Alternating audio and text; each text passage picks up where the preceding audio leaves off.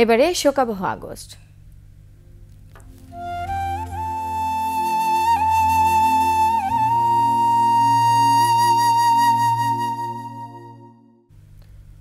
জাতির পিতা বঙ্গবন্ধু শেখ মুজিবের হত্যাকারীদের পুরস্কার দিয়েছিল পরবর্তী সরকার। দেশ ছাড়িয়ে বিদেশি মিশনেও তাদের মিলেছিল উচ্চ পদে চাকরির সুযোগ। পুরো ঘটনাটি ছিল পরিকল্পিত। মানবাধিকারের দোহাই দিয়ে তারা রাজনৈতিক আশ্রয় পেয়েছে বিভিন্ন দেশে। আরো জানাচ্ছেন প্রণব চক্রবর্তী।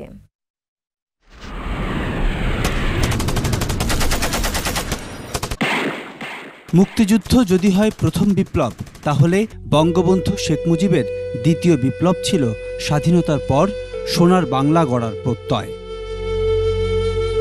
জাতির জনকের আকাশচুম্বী জনপ্রিয়তা আর বিশ্বজোড়া খ্যাতি নস্যাৎ করতে ঘাতকেরা শুরু করে ষড়যন্ত্র, যাদের কেউ কেউ মুক্তিযোদ্ধা হলেও মূলত তারা ছিল পাকিস্তানের চর।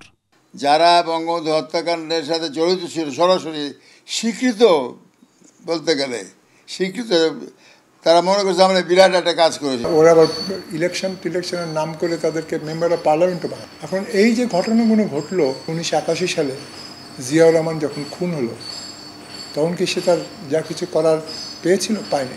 কজন ঘাতকের নাম সামনে এলেও সিদ্ধান্ত দেয়া পিছনের চরিত্রগুলোর তালিকা বেশ দীর্ঘ। সরাসরি মুখোশ উন্মোচনের পরও রাষ্ট্র বাহবা দিয়েছে হত্যাকারীদের। রাষ্ট্রীয় পৃষ্ঠপোষকতায় রাষ্ট্রদূত করে খুনিদের পাঠানো হয়েছিল বিভিন্ন দেশে। বঙ্গবন্ধুকে হত্যা শুধু পরিকল্পিতই নয়, ঘটনার বীজ দেশ বিদেশে বিস্তৃত। মুক্তিযুদ্ধের সময় যে ষড়যন্ত্র, তারা মনে করছে এটা আমাদের পার্সোনাল ডিফিট, আমেরিকার জন্য এটা পরাজয়, এটা তারা মেনে নেয়নি, এখনও নেয়নি। তারপরে বঙ্গবন্ধু হত্যাকাণ্ডের যে ষড়যন্ত্র, সেটা পেতে তাদের হাত ছিল। ইতিহাসে কোনো দেশে সামরিক অভ্যুত্থানের পরে সেই দেশের যে ক্ষমতাশীল, সে যেই হোক, জাতির পিতা হোক আর তার রাষ্ট্রনায়ক হোক, তাদেরকে হত্যা করার পরে তাদের বিচার হবে না অন্যায় করে, সেটা কিন্তু এই দেশে হয়েছে।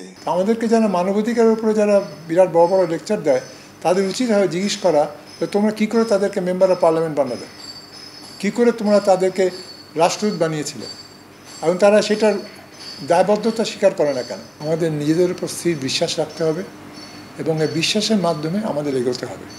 ঘাতকদের দোসররা এখনও সোচ্চার, তাই বীজ ধ্বংসের দাবি মুক্তিযুদ্ধের সপক্ষের শক্তির।